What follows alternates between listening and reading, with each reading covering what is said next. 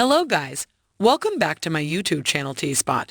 In this video, these days, TV cancellations occur more frequently than a full moon, so Teen Wolf's almost animalistic perseverance has merit. MTV's soft remake of the 1980s film, which dates back to the time when series really ran for 6 seasons, was terminated in 2017 after a whopping 100 episodes. But as they say, you can't keep a good like and throw down as Scott McCall and his pack have returned with the first of what may be many Teen Wolf movies, which takes place 6 years later. In fact, it appears as though Teen Wolf, the movie's director, Jeff Davis, is depending on it based on how the film finishes. How comes Crystal back? Due to a 16-year time leap in Teen Wolf, the movie Scott is no longer a Teen Wolf. McCall is still the pack leader, but his group has dispersed and he is now in his mid-30s. But soon everyone will be back in Beacon Hills to battle Nadjit soon and assist Allison in crossing over to the other side. Yes, it is correct. After passing away at the conclusion of Season 3 all those years ago, Allison Argent has returned in order to preserve their lost buddy Scott. Lydia Martin, Jackson, Whittemore, and other fans get together after discovering that her soul is unable to pass. Beyond, however, a number of paranormal mischief-making attempts backfire and instead bring Allison back to life for the gang. But this Allison isn't quite our Allison without her memories. The den hunter is Nadjit Sun's easy target, and he uses her against the other hunters bring on the battles in the Wolfsbane. Eventually, Scott brings up something they previously discussed, and Allison learns the truth. Remember the winter formal? It was the first time I had expressed my affection for you.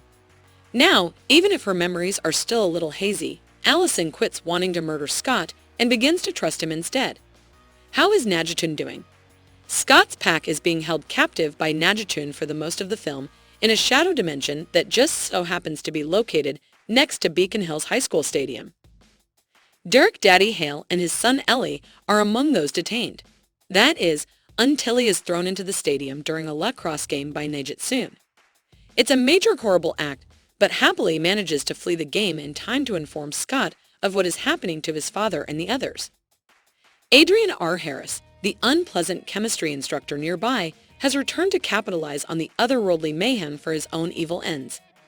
He shoots Jackson many times during a violent standoff, essentially holding Lydia prisoner and preventing her from rescuing the others. A force field has been set up around the stadium, keeping 10,000 people inside. As if that weren't troublesome enough, Scott thankfully has a thought. Scott's strategic plan. Scott comes up with the brilliant idea to don a lacrosse jersey and join the game because thousands of people might perish if the game isn't halted without his abilities.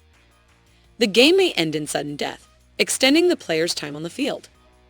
Yes, truly Ole, the new Teen Wolf resident at the school, contributes as well, while sporting the same jersey number that Scott did back in the day. The others topside eventually follow Nadjitun in the world below. After a few confessions are made, Allison is rescued by Lydia during a crucial battle with Nadjit Sun's only goons thanks to her Banshee scream, the one she has resisted using until now. Allison recalls everything at once after hearing her name screaming aloud bring on the endearing flashbacks to her time spent with Scott in seasons 1-3. Scott's Demes Maljitun threatens Eli with a knife after realizing he's lost the initiative and makes Allison an offer. Everyone will be let off the hook if she murders Scott.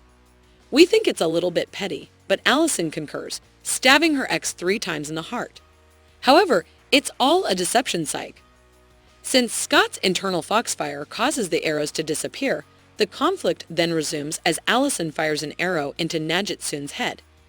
As a result, Jordan Hellhound Parrish is able to summon reinforcements down below by piercing the force barrier with his milty hand strength.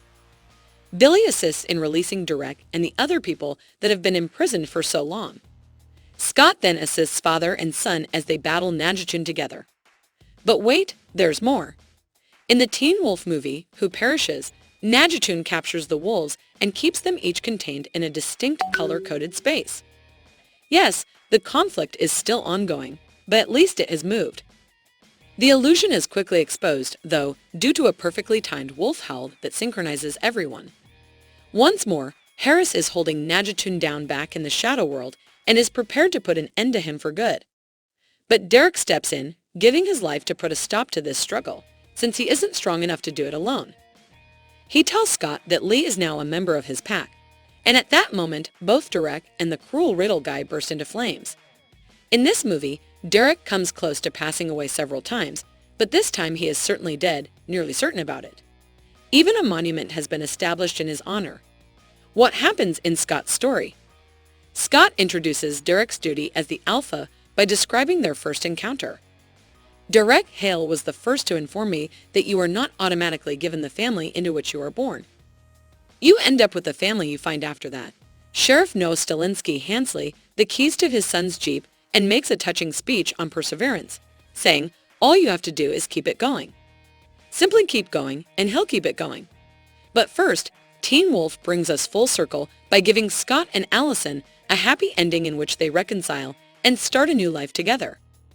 It's lovely and sweet, and it fulfills every wish of #Scallison fans.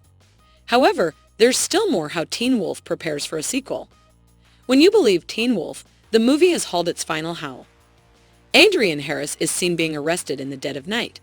However, he won't actually be entering a jail. Dr. Conrad Fenris seems to inform Adrian that he would be sent to Eichenhaus Psychiatric Hospital, where Fenris serves as chief medical officer rather than a much more fitting prison institution. You would be mistaken if you believe the wonderful doctor was deceased. If or when another movie is released, viewers may look forward to seeing more of him and the paranormal creatures held imprisoned in his hospital in the future. When he informs Adrian that he has heard many tales of young werewolves in the past, Fenris himself makes an allusion to this. He then adds with a mischievous grin to the camera, there's always a new one. And the picture immediately turns. Truly gazing over Beacon Hills, the arrival of a new Teen Wolf suggests that Scott's reign as Alpha may soon be coming to an end. Thanks for watching. Let us know what you think in the comments below. And don't forget to like, subscribe, and share the video. Thank you for watching. See you soon.